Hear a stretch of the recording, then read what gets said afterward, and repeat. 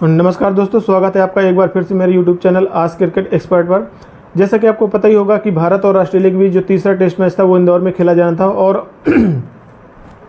आज जो सुबह जब टेस्ट मैच शुरू हुआ तो आपको पता ही होगा कि भारत ने जब टॉस जीता तो ऐसा एक बार लग रहा था कि भारत की क्योंकि लास्ट जो टेस्ट मैच हुए थे उसमें भारत ने टॉस नहीं जीता था। कहीं ना कहीं जो कंडीशन के हिसाब से अगर देखा जाए तो उस डिसीजन ने कहीं ना कहीं ऑस्ट्रेलिया के पक्ष में गया था। तो ऐसा लग रहा था कि ऑस्ट्रेलिया कहीं ना कहीं आपने देखा होगा कि नागपुर में भी ऑस्ट्रेलिया ने जो मैच हारा था उसमें भी ऑस्ट्रेलिया ने टॉस जीता, लेकिन उसके बावजूद भी उन्होंने जब दिल्ली में भी टॉस जीता उसके बाद भी उन्होंने बैटिंग ली थी। क्योंकि थ्रू आउट द टूर्नामेंट अगर देखा जाए कि क्योंकि नागपुर से लेकर के दिल्ली से लेकर अब जो इंदौर में टेस्ट मैच हुआ है, पिच को लेकर के ही जो कंडीशन थे वो बहुत ही ऐसा लग रहा था कि जो टॉस का जो इम्पैक्ट है वो गेम में काफ़ी अहम होने वाला है। तो इसीलिए कहीं ना कहीं ये लगाया जा रहा था कि दो टेस्ट मैच में तो ऑस्ट्रेलिया ने टॉस जीत लिया, लेकिन भारत का नंबर कब आएगा। लेकिन भारत आज सुबह, भारत के लिए जो सबसे अच्छी बात रही कि भारत ने सुबह ही आती टॉस जीता और टॉस जीत करके पहले बल्लेबाजी का फैसला किया, जो कि ऐसा लग रहा था कि भारत के लिए बहुत ही पॉजिटिव निकल के आया। अगर क्योंकि जैसे ही टॉस जीता तो भारत ने बैटिंग का डिसाइड किया था, क्योंकि लास्ट दो चांस में इंडिया के साथ ऐसा हुआ नहीं था, क्योंकि इंडिया चाह रहा था कि उसको कहीं ना कहीं टॉस जी के बैटिंग करने का चांस मिले। क्योंकि क्या होता है ना कि टेस्ट जो इस समय जो पिच टेस्ट मैच को लेकर के जो पिच रेडी की जा रही है वो इतनी ही टर्निंग ट्रैक बनाई जा रही है, क्योंकि जो भी टीम मैनेजमेंट या बीसीसीआई या और ऑफिशियल कह लीजिए, क्योंकि उनका जो प्लान है वो वर्ल्ड टेस्ट चैंपियनशिप का फाइनल को लेकर के इस समय जो इंडिया में जो ट्रैक दी जा रही है टेस्ट मैच खेलने के लिए वो सारी की सारी टर्निंग ट्रैक दी जा रही है। आपने नागपुर में देखा होगा, वहाँ भी इतना ज़्यादा टर्निंग ट्रैक था कि स्पिन को ही ज़्यादातर विकेट मिले। आपने दिल्ली में भी देखा होगा जितनी भी सारी विकेट्स मिली वो गेंदबाजों को ही मिली, वो भी स्पिन गेंदबाजों को। लेकिन जो इंदौर की जो पिच थी, इंदौर को पिच को ये अनुमान लगाया जा रहा था कि इंदौर की पिच हो सकता है थोड़ा सा डिफरेंट देखने को मिले, क्योंकि दिल्ली की पिच थी, दिल्ली की पिच में आपने देखा होगा कि टर्निंग के साथ साथ उसमें जो बाउंस था ना वो बहुत कम था, गेंद बहुत नीचे जा रही थी। तो लेकिन अब जो दिल्ली और जो इसमें इंदौर की पिच में जो डिफरेंस देखने को मिला आज मॉर्निंग में, जो इधर इंदौर की जो पिच सुबह देखने को मिला जब शुरू हुआ पहले सेशन में जब इंडिया बैटिंग करने आया, तो इसमें जो बाउंस था वो बहुत ज़्यादा काफ़ी अच्छा निकल के आ रहा था और ट्रैक भी हो रहा था बॉल, मतलब कि बाउंस और स्पिन दोनों चीज़ हो रही थी, जिससे बैट्समैन को बहुत बहुत ही मुश्किल बैटिंग नज़र आ रही थी। आपने देखा होगा इंडिया का जो फर्स्ट सेशन रहा, जैसी बैटिंग करने के लिए इंडिया आया तो ऐसा लग रहा था एक टाइम को कि इंडिया मुझे लगता है बहुत अच्छे स्कोर खड़ा कर पाएगा यहाँ पर, क्योंकि ऐसा लग रहा था कि पहले बैटिंग करके इंडिया अगर 300 रन के आसपास लगा देता है टेस्ट मैच में तो कहीं ना कहीं तीसरे चौथे दिन जब दूसरी टीम जब बैटिंग करने के लिए आएगी, रन चेज करने के लिए आएगी, तो बहुत मुश्किल का सामना करना पड़ेगा। मुझे लगता है कि 200 रन ही अगर उस टीम के लिए अगर कोई टीम टारगेट सेट करके बनाएगी तो वो भी बहुत, क्योंकि जो पिच निकल के आई है बहुत ही ज़्यादा टर्न मिल रहा है गेंदबाजी में। क्योंकि जैसे ही आप देख लीजिए रोहित शर्मा और शुभमन गिल की बैटिंग आई, जैसी क्रीज पर बैटिंग करने के लिए आए, आप फर्स्ट बॉल पहले तो उन्हें ऑब्वियसली कोई भी टेस्ट मैच होता है उसमें फास्ट गेंदबाजी लगाए जाते हैं। जैसी फास्ट गेंदबाज के बाद से जैसे रोहित शर्मा और शुभमन गिल के बीच में पार्टनरशिप बिल्ड हुई थोड़ा सा 20-25 रन की, तो स्टीव स्मिथ ने क्या किया, तुरंत से स्पिन गेंदबाज लगा दिया क्योंकि स्पिन गेंदबाज के आते ही आपने देखा होगा जैसे स्पिन गेंदबाज को लगाया तुरंत एकदम मूवमेंट पूरा पिच का वहाँ से आइडिया लग गया कि गेंद मतलब काफ़ी स्पिन हो रही थी। आप देख रहा होगा एक आध ऐसे भी विजुअल आए थे कि गेंद इतना बाहर से टर्न होकर के विकेट की तरफ आ रहा था, तो कहीं ना कहीं ऐसा लग रहा था कि हालांकि पिच में जो कुछ पिच के विजुअल आए थे उसमें काफ़ी क्रैक देखने को मिले थे, तो पिच में कहीं ना कहीं ये अंदाज़ा लगाया जा रहा था कि पिच जो पिच रेडी की गई थी रेड सॉइल पर जो इंदौर की, उसमें काफ़ी ज़्यादा रफ नज़र आ रहा था, काफ़ी ज़्यादा क्रैक्स नज़र आ रहे थे। तो उसमें ये लग रहा था कि पेस गेंदबाजी को तो नहीं, लेकिन जो स्पिन गेंदबाजी को कहीं ना कहीं बाउंस के साथ साथ ट्रैक भी मिलेगा, टर्निंग ट्रैक भी मिलेगा। लेकिन नतीजा वही हुआ, जैसे स्मिथ ने आप स्पिन गेंदबाजों को लगाया, आपने रोहित शर्मा को देखा होगा, तुरंत रोहित शर्मा का विकेट गया, इसके बाद शुभमन गिल का विकेट गया। तो कहीं ना कहीं जो इंडिया का जो आज जो फर्स्ट डे रहा, जो पूरा का पूरा तीनों सेशन मुझे लगता है ऑस्ट्रेलिया के नाम पूरा का पूरा रहा। इंडिया हो सकता था कुछ थोड़ा इम्प्रूव कर सकता था, लेकिन इंडिया ने उस तरीके की क्रिकेट नहीं देखा जिस तरीके से अनुमान लगाया जा रहा था। इंडिया के लिए कहीं ना कहीं अभी भी बहुत ज़्यादा परेशानी का विषय बना हुआ है। इंडिया कहीं ना कहीं अपनी बैटिंग आर्डर को जो लेकर जो टेस्ट मैच से पहले दिन से आपने देखा होगा, मैंने इसमें एक दो ऐसे वीडियो भी बनाए कि जिसमें मिडिल ऑर्डर को लेकर के काफ़ी चर्चा किया था मैंने, क्योंकि इंडिया का जो टॉप ऑर्डर था और जो मिडिल ऑर्डर था वो काफ़ी ज़्यादा स्ट्रगल कर रहा था। क्योंकि आपने इंदौर में भी देखा होगा, रोहित शर्मा के अलावा किसी भी मिडिल ऑर्डर और टॉप ऑर्डर का बैट्समैन ने रन नहीं बनाए थे। उसके बाद दिल्ली टेस्ट मैच में सेम चीज़ हुई थी, दिल्ली टेस्ट मैच में भी किसी भी टॉप ऑर्डर मिडिल ऑर्डर का बैट्समैन ने रन नहीं बनाई थी। अब दोनों टेस्ट मैच की तो मैं अभी बाद में बात करूंगा, क्योंकि दोनों जो टेस्ट मैच इंडिया ने जीता था वो किस लिहाज से जीता था वो इंडिया को आपको भी पता होगा अगर आपने मैच के कुछ अपडेट्स अगर देखी होगी। क्योंकि जो दिल्ली और नागपुर का जो टेस्ट मैच था और जो ये इंदौर का टेस्ट मैच अभी हो रहा है, इसमें आपके पास पहले अच्छा टारगेट सेट करने का इतना अच्छा मौका था, क्योंकि आप टॉस ऑलरेडी जीत चुके थे। आपके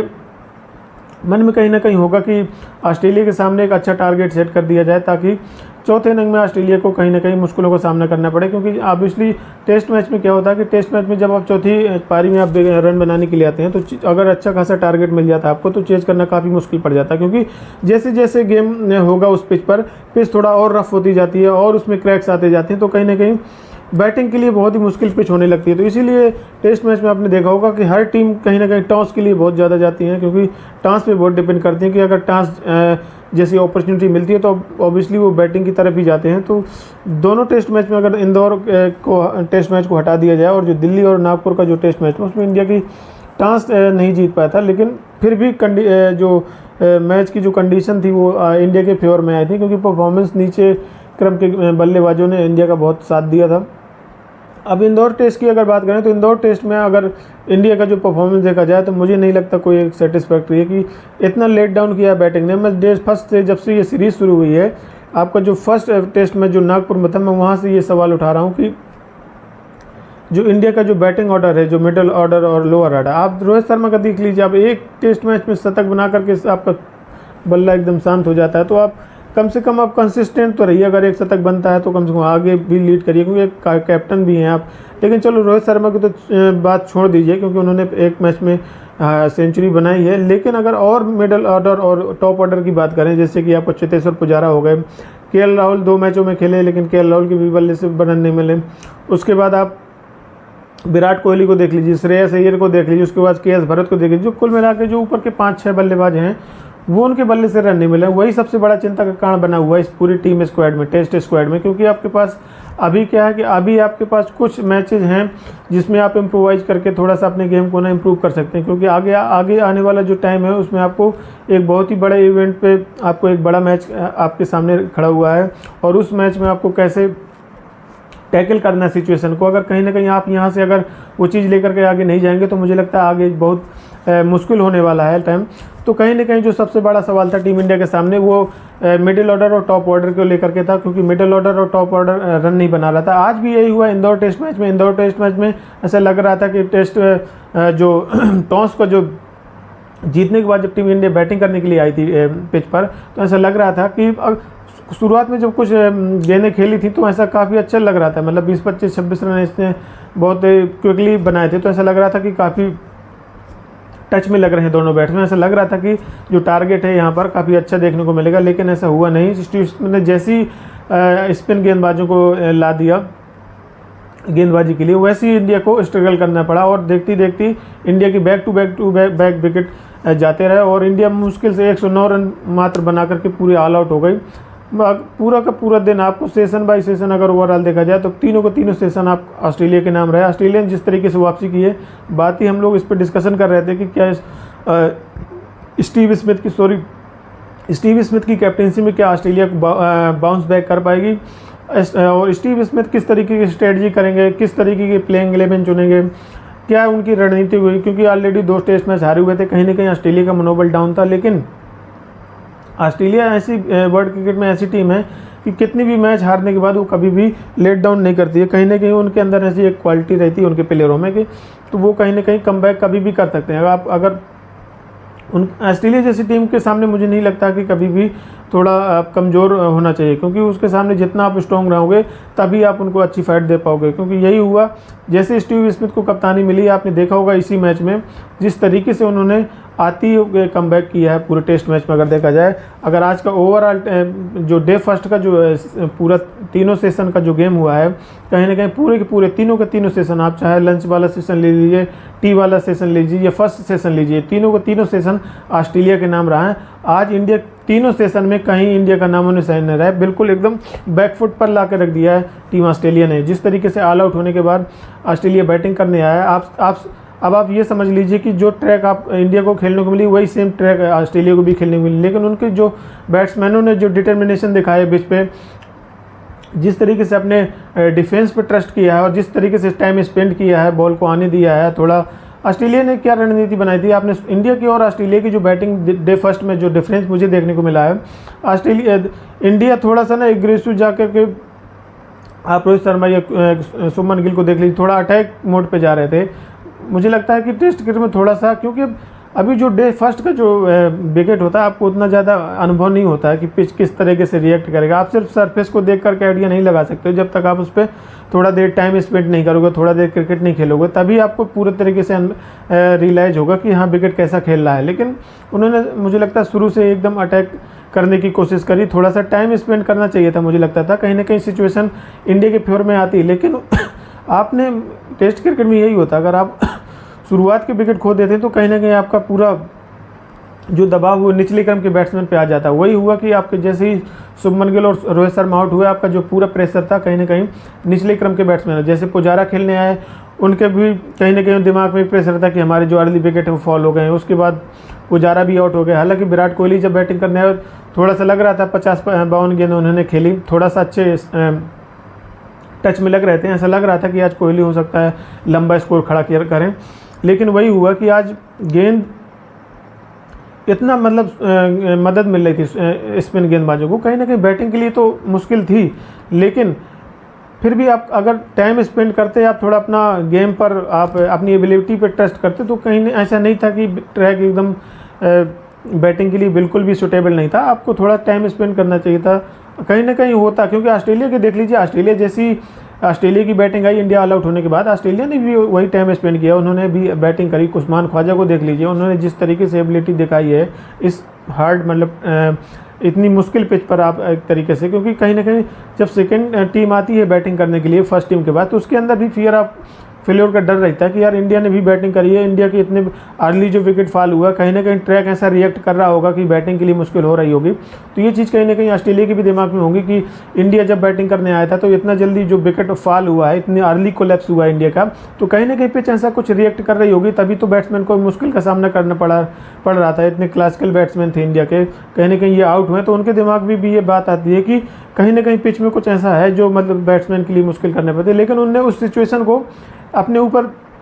हावी नहीं होने दिया, उनने जो सिचुएशन को जिस तरीके से टैकल किया है वही उनको गेम में मुझे लगता है आगे लेकर के गई है। अगर उस सिचुएशन को इस तरीके से टैकल नहीं करते, थोड़ा बैटिंग पे अपने ट्रस्ट नहीं करते, अपने डिफेंस पे ट्रस्ट नहीं करते, थोड़ा टाइम नहीं स्पेंड करते, अगर वो भी एकदम अटैकिंग क्रिकेट खेलने पे जाते, यही हाल हुआ अभी दिल्ली टेस्ट मैच में देख लीजिए, ऑस्ट्रेलिया के साथ यही हुआ था। ऑस्ट्रेलिया ने जैसी सेकेंड इनिंग में ऑस्ट्रेलिया की बैटिंग आई थी, ऑस्ट्रेलिया ने आती ही अटैक कर दिया था। ठीक है, जब जितना देर अटैक करने में आपके रन निकलते रहते हैं तो अच्छा लगता है कि बहुत ही एग्रेसिव क्रिकेट खेल रहे हैं, लेकिन आप जिस तरीके आप थोड़ा देर अच्छा बैटिंग करेंगे, अच्छे रन आपको स्कोर बोर्ड में लगेंगे, लेकिन जब आपका विकेट गिर जाता है ना, तो आपकी जो शॉर्ट पीरियड की जो बैटिंग परफॉर्मेंस होता है वो मुझे लगता है कहीं ना कहीं फिर वो भूल जाती है, वो चीज़ दिमाग से निकल जाती है, क्योंकि आपने विकेट दे दिया। और टेस्ट मैच में ये हमेशा होता है, जब भी आपका विकेट गिरता है आप कहीं ना कहीं गेम में नीचे चले जाते हैं और आप अपोजिशन को एक मौका दे देते हैं, अपॉर्चुनिटी दे देते हैं गेम में कम बैक करने का। तो यही हाल हुआ कि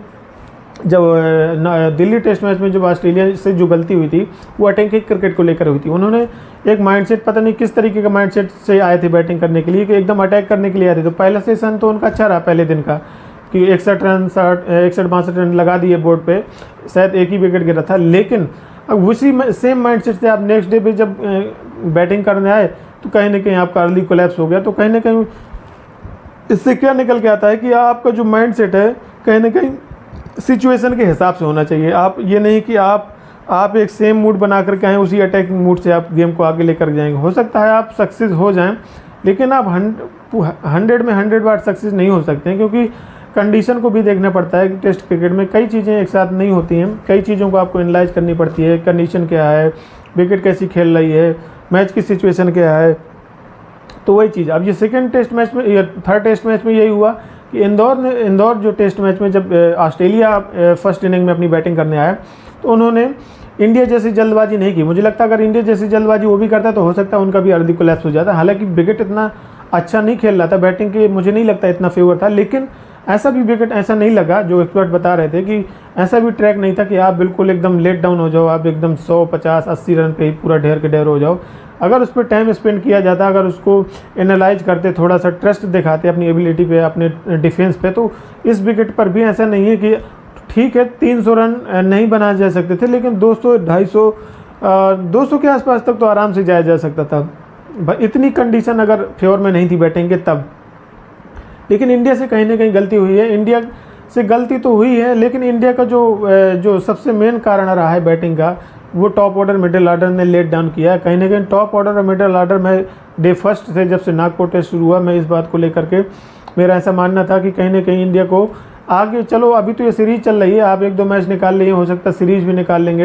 हो सकता है और अच्छा परफॉर्मेंस कर दें तो आप पूरा क्लीन स्वीप भी कर दें, लेकिन जो आपका जो मेन चिंता का विषय है तो वो आपका टॉप ऑर्डर और मिडिल ऑर्डर, क्योंकि टेस्ट क्रिकेट में टॉप ऑर्डर और मिडिल ऑर्डर का बैट्समैन का जो रोल होता है मुझे लगता है बहुत इंपॉर्टेंट होता है। कहीं ना कहीं ये दोनों ऑर्डर ऐसे होते हैं कि आप टेस्ट मैच को ना वो बिल्ड करते हैं, आपको टेस्ट मैच को स्ट्रॉन्गनेस प्रोवाइड करते हैं, क्योंकि जिस तरीके से आप शुरू में आकर के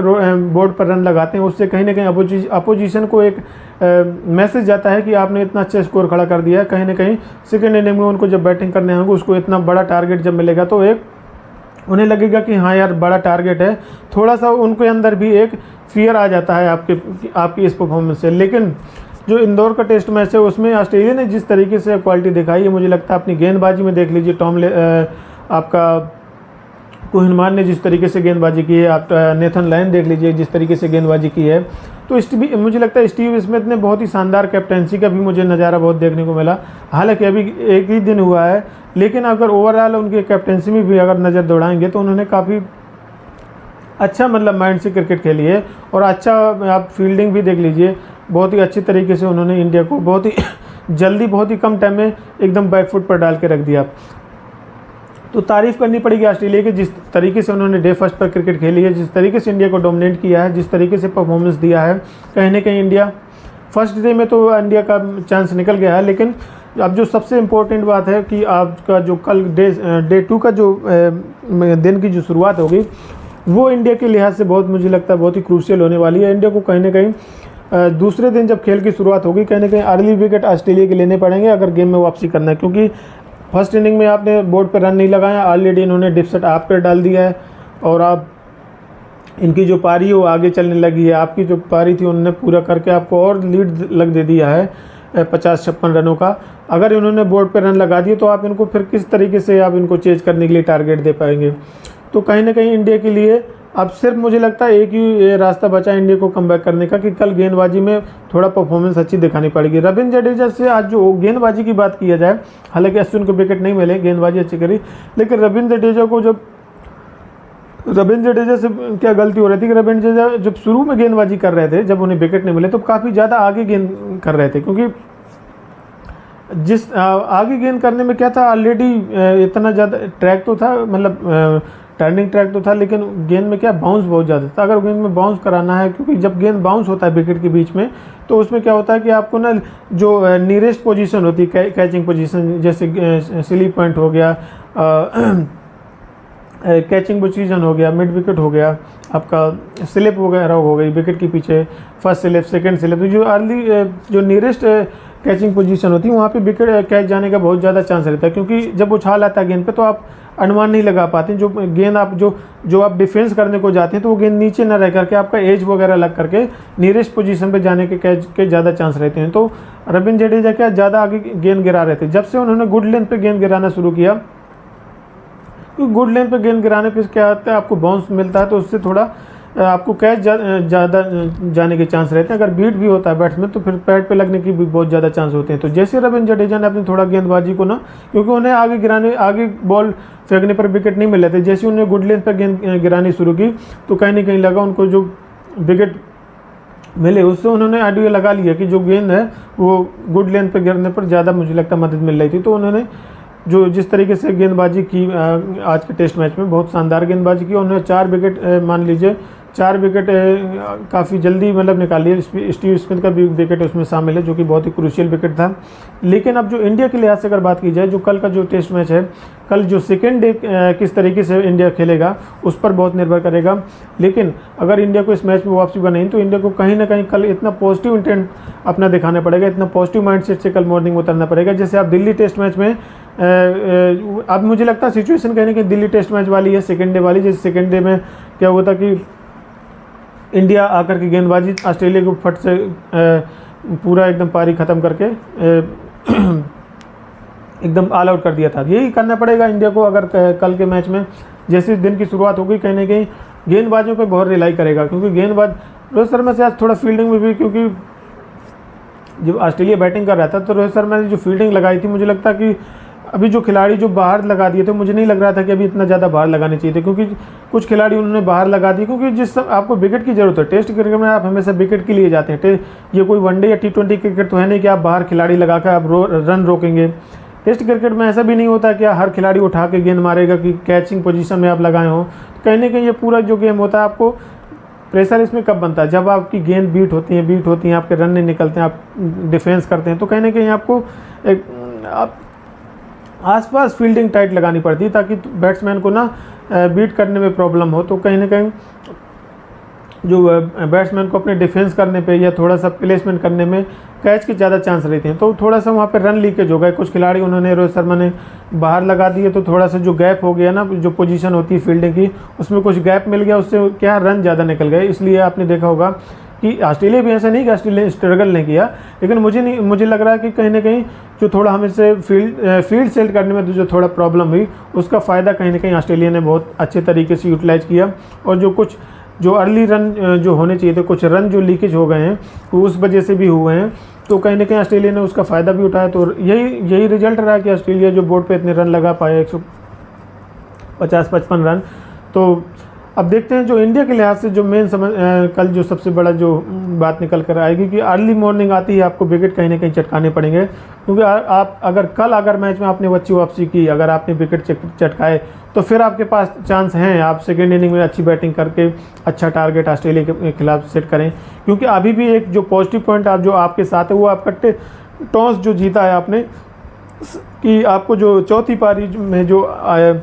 ऑस्ट्रेलिया को बैटिंग करवानी है, उस पर रन बोर्ड पर लगा के, वो आपके लिए एक सबसे अच्छा पॉइंट है। लेकिन वो सबसे अच्छा पॉइंट तब होगा जब आप बोर्ड पर रन लगाएंगे, आपकी बैटिंग परफॉर्मेंस अच्छी करेगी, जब आपका मिडिल ऑर्डर अच्छी बैटिंग करेगा, जब आपका टॉप ऑर्डर अच्छी बैटिंग करेगा। क्योंकि अगर आपका टॉप ऑर्डर मिडिल ऑर्डर अगर सेकेंड इनिंग भी फेल हो रहा है, तो फिर आपके लिए टेस्ट मैच बचाना मुझे लगता है बिल्कुल नामुमकिन हो जाएगा। मुश्किल तो नहीं, बिल्कुल नामुमकिन ही हो जाएगा। क्योंकि जब तक आप शुरू ऊपर से आकर के रन नहीं बनाएंगे, तो मुझे नहीं लगता। आप देख लीजिए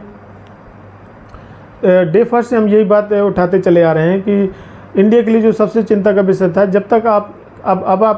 नागपुर टेस्ट मैच की देख लीजिए, दिल्ली टेस्ट मैच की देख लीजिए, दोनों टेस्ट मैच में अगर इंडिया की जीत हुई है, तो इंडिया की जीत जरूर हुई है, लेकिन मुझे दोनों टेस्ट मैच में मुझे उतनी मतलब सेटिस्फेक्शन नहीं मिला उनकी जीत से। क्योंकि जिस तरीके से परफॉर्मेंस रहा है, वो आप 2-3 प्लेयर की बदौलत दोनों मैच जीते हैं। आप वो भी लोअर आर्डर, आप जो तीनों बैट्समैन देख लीजिए नीचे लोअर आर्डर ने जो बनाए हैं। आप अगर इंदौर टेस्ट मैच में नागपुर टेस्ट मैच में अगर रोहित शर्मा की 100 निकाल देंगे, तो आपका जो नागपुर का जो टेस्ट मैच था, उसमें भी आप फंसे हुए थे। इवन सेंचुरी बनाने के बाद अगर नीचे से अक्षर पटेल रन नहीं लगाते, आप बताइए बॉलिंग ऑलराउंडर से क्या एक्सपेक्ट करेंगे। आपका जो mid top order world class batters ऊपर से बैठा हुआ, विराट कोहली, चेतेश्वर पुजारा, रोहित शर्मा, है ना, श्रेयस अय्यर, KS भरत, अब ये जो ऊपर टॉप बैटिंग ऑर्डर है, आप एक्सपेक्ट इन्हीं से करते हैं ना कि ये जब तक बोर्ड में रन नहीं लगाएंगे। क्योंकि ये अगर बोर्ड में जब क्या होता है ना कि जब ऊपर क्रम का जब गेंद बैट्समैन बोर्ड पे रन लगा देते हैं, तो अपने आप नीचे वालों का मनोबल हैवी हो जाता है, और वो भी कहीं ना कहीं नीचे से आकर के कंट्रीब्यूट कर देते हो, आप एकदम ऊपर लग जाते हैं। तो फर्स्ट और जो सेकेंड टेस्ट मैच की अगर बात की जाए, तो यही कारण रहा है कि आपके दोनों जो टॉप और मिडिल ऑर्डर था, वो दोनों फेल रहा है। अब अक्षर पटेल ने दोनों टेस्ट मैच में नीचे से आकर के, रविंद्र जडेजा ने, अश्विन ने इतनी अच्छी बैटिंग कर दी, आप दोनों टेस्ट मैच निकाल लिए। क्योंकि दोनों टेस्ट मैच में ये तीनों प्लेयर चले। लेकिन मैं जो बात बार वही एक ही बात को डिस्कशन हो रहा था कि आप इन तीनों पर कब तक रिलाई करेंगे। ऐसा कि कोई ना कोई आपका टेस्ट मैच कोई ना कोई डे आ जाएगा, इनका भी फेलियर होगा। आप देख लीजिए तीसरे टेस्ट मैच में इन्होंने नीचे से रन नहीं लगाया, आप सीधे 109 रन पर पूरे ऑल आउट हो गए। तो कहीं ना कहीं जो मेन जो टॉपिक था पूरे टेस्ट मैच को लेकर देखा जाए, अगर हमने दोनों टेस्ट मैच को मिला एक एनालाइज, अगर आपने वीडियो में देखा होगा, हमने दोनों टेस्ट मैच को कंबाइंड एनालाइज किया था कि दोनों टेस्ट मैच में जो निकल कर बात आई हैं, क्या पॉजिटिव बात निकल कर आई है इंडिया के लिए और क्या निगेटिव बात आई है। मतलब कि अगर आप दोनों मैच को अगर एनालाइज करेंगे या जब आप तीसरे टेस्ट मैच के लिए इंदौर जाएंगे तो दोनों टेस्ट मैच से आप क्या पॉजिटिव निकाल के लाएंगे कि क्या कमियां रह गई हैं, किस पर आपको वर्कआउट करना है और क्या आपके पास पॉजिटिव थे दोनों मैच में। लेकिन जो इंडिया के लिए जो नेगेटिव था वो टॉप ऑर्डर और मिडिल ऑर्डर था, क्योंकि दोनों ही ऑर्डर के बैट्समैन के रन नहीं निकल पा रहे थे। सिर्फ नागपुर में अगर रोहित शर्मा की सेंचुरी को हटा दीजिए, वही सेम सिचुएशन आपको इंदौर में आपका जो लोअर ऑर्डर वो फेल हो गया, तो आप बिल्कुल बैकफुट पर लग गए, आप पूरा सेशन आपका तीनों बिल्कुल गंवा दिए, उसका फ़ायदा ऑस्ट्रेलिया को मिला। तो जो बात निकल कर गई कि आपका टॉप और मिडिल ऑर्डर ने जिस तरीके से लेट डाउन किया है, मुझे नहीं लगता कि अगर टॉप ऑर्डर और मिडिल ऑर्डर अगर इसी तरीके से लेट डाउन करेगा तो मुझे नहीं लगता चैंपियन ट्रॉफी में हम ऐसे स्ट्रॉन्ग फाइट दे पाएंगे, क्योंकि इतने बड़े टूर्नामेंट में अगर आपने इस तरीके से परफॉर्मेंस दिया, अगर आपका टॉप और मिडिल ऑर्डर बैटिंग नहीं कर पाएगा अच्छी, तो मुझे नहीं लगता कि आप वर्ल्ड टेस्ट चैंपियनशिप का फाइनल पर अच्छी फाइट दे पाएंगे ऑस्ट्रेलिया को। तो कहीं ना कहीं अभी भी ये चिंता का विषय है अगर टीम इंडिया के लिहाज से देखा जाए। लेकिन ऑस्ट्रेलिया की बात करें तो कल बहुत क्रूशियल होने वाला है। ऑस्ट्रेलिया भी चाहेगा कि कुछ ना कुछ रन बोर्ड पे लगाए ज़्यादा से ज़्यादा, लेकिन उस्मान ख्वाजा की भी बैटिंग ओवरऑल बहुत अच्छी रही, उन्होंने 60 रन के आसपास बनाए और टीम इंडिया को अभी जो लीड दिलाई, मुझे लगता है उनकी बैटिंग पे काफ़ी फ़र्क पड़ा ऑस्ट्रेलिया को। लेकिन स्टीव इसमें थोड़ा जल्दी आउट हो गए, लेकिन अभी भी उनके पास हैं बैट्समैन। अगर कल इंडिया अर्ली विकेट नहीं लेगा तो मुझे लगता है कि जितना ज़्यादा से ज़्यादा जैसे गेम आगे बढ़ेगा, ऑस्ट्रेलिया जितनी देर गेम में रहेगा, मुझे लगता है जितनी देर वो इंडिया की मुश्किल बढ़ने वाली है। क्योंकि जब सेकेंड इनिंग भी बैटिंग करने आएंगे, जब दूसरे दिन का जब टेस्ट मैच मुझे लगता है ख़त्म होगा या कुछ ओवर बचेंगे शाम को, तो अगर उसमें इंडिया की बैटिंग आ जाती तो मुझे लगता है उसमें भी थोड़ा सा जो बैटिंग करने का जब टाइम आएगा इंडिया का, उसमें मुश्किल होने वाली है, क्योंकि पिच बहुत ज़्यादा रिएक्ट कर रहा है। पिच में जो कंडीशन बनी है वो बैटिंग के लिए काफ़ी मुश्किल होने पाएगी। इस पिच पर भी अगर देखा जाए तो कई दिग्गजों का मानना है कि पिच मतलब टेस्ट क्रिकेट के लिहाज से अच्छी नहीं है। लेकिन ठीक है, पिच जो भी है जैसी भी है वो दोनों कंडीशन के हिसाब से दोनों टीमों के लिए है। लेकिन ऑस्ट्रेलिया का परफॉर्मेंस मुझे लगता है आज बहुत अच्छा रहा है और जिस तरीके से उन्होंने डोमिनेट किया है इंडिया को तीसरे टेस्ट मैच में बिल्कुल बैकफुट पर लाकर रख दिया है। तो अब देखना ये होगा कि ऑस्ट्रेलिया किस तरीके से कल खेलता है और इंडिया किस तरीके से शुरुआत करता है। जैसे कि आपको पता होगा कि आज एक जो सबसे बड़ा विषय बना हुआ था शुभमन गिल और केएल राहुल को लेकर के। मैंने आपसे पहले ही बताया था कि शुभमन गिल और केएल राहुल के बीच में जो आपस में इनको सिलेक्शन के लेकर के जो बातें निकल के आ रही थी, मैंने शुरू से ही बताया था कि ये ज़रूरी नहीं है। अब देख लीजिए शुभमन गिल को, आपको पता चल गया ना, टेस्ट क्रिकेट में इतना रन आसान नहीं होता बनाना। आपको कितना भी इन्फॉर्म बैट्समैन हो, अगर वो नीचे, जब तक आप टेस्ट क्रिकेट थोड़ा खेलेंगे नहीं, जब तक आप टेस्ट क्रिकेट को समझेंगे नहीं, उस पर आप जितनी ज़्यादा से ज़्यादा क्रिकेट खेलेंगे तब उतना ही आपको समझ में आएगा। आप देख लीजिए इतना इन्फॉर्म बैट्समैन अब मैं कह ही रहा था कि ये ज़रूरी नहीं कि शुभमन गिल आती ही रन बना दें, लेकिन आपको ये भी समझना पड़ेगा कि जिसका अगर फेल्योर हो रहा है, तो अगर केएल राहुल का फेल्योर हो रहा था तो कहीं ना कहीं केएल राहुल को शुरू से ड्रॉप कर देना चाहिए था, ताकि इनको शुभमन गिल को थोड़ा सा कुछ और मैच मिलते, मतलब समझने के लिए कंडीशन, तो हो सकता था उनकी बल्ले से रन निकालते। लेकिन आपने दोनों बीच की सिचुएशन क्रिएट करके रख दी, 2 टेस्ट मैच उनको खिलाकर 2 टेस्ट मैच उन्हें खिलाए। अब आज क्योंकि इतना बड़ा टूर्नामेंट, मैंने आपको पहले ही दिन से बात ये चल रही है कि आप जो ये पूरी सीरीज खेल रहे हैं या आप वर्ल्ड टेस्ट चैंपियनशिप को दिमाग में रख करके खेल रहे हैं या आप मतलब एक बॉर्डर गावस्कर ट्रॉफी जीतना है इस लिहाज से खेल रहे हैं, क्योंकि मेन जो आपका टारगेट है मुझे लगता है वर्ल्ड टेस्ट चैंपियनशिप भी होना चाहिए, क्योंकि इतना बड़ा इवेंट है आईसीसी का। आप हमेशा वर्ल्ड कप की तरफ जाते हैं, इतने वर्ल्ड कप ऑस्ट्रेलिया के पास है, इतने वर्ल्ड कप आईसीसी का अवार्ड सारे ऑस्ट्रेलिया के पास है, तो कहीं ना कहीं आपके भी दिमाग, पिछला आप आईसीसी का जो ट्रॉफी है ये वर्ल्ड टेस्ट चैंपियनशिप के ऑलरेडी न्यूजीलैंड से हार चुके हैं, तो आपके दिमाग में कहीं ना कहीं इतना बड़ा इवेंट को लेकर के थोड़ा पॉजिटिव होना चाहिए। और कहीं ना कहीं अब इस समय जो सिचुएशन जो इस अब प्लेइंग 11 को लेकर के देख लीजिए, अब जो इस मैच में मोहम्मद शमी को आपने ड्रॉप कर दिया, मोहम्मद शमी की जगह उमेश यादव को खिला लिया, तो कहीं ना कहीं एक ये भी बड़ा कारण है, क्योंकि आपको इस समय जो प्लेइंग 11 है, जो आपके 10-11 खिलाड़ी हैं, 12 खिलाड़ी, आपको एक माइंडसेट से उन्हीं प्लेयरों को मौका मुझे लगता है इस समय ज़्यादा देने चाहिए, ना कि परस्पर आपकी ज़्यादा एक्सपेरिमेंट करें, क्योंकि एक्सपेरिमेंट करने का मुझे नहीं लगता है इतना ज़्यादा समय है आपके पास, क्योंकि वर्ल्ड टेस्ट चैंपियनशिप पे बहुत नज़दीक है आपके पास। इसके बाद सीधे आईपीएल है, और आईपीएल पे आपको एक अलग क्रिकेट खेलनी है। आईपीएल को